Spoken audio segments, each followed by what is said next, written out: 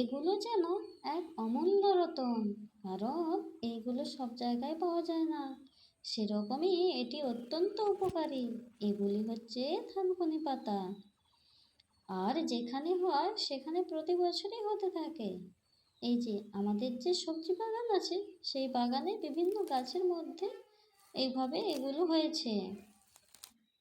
এই যে এইভাবে তুলে নেওয়া হচ্ছে, কারণ যে ডালপালাগুলো ছিল সেগুলো উঠে চলে আসে, আবার শেকড় থেকে নতুন পাতা জন্মাতে শুরু করে।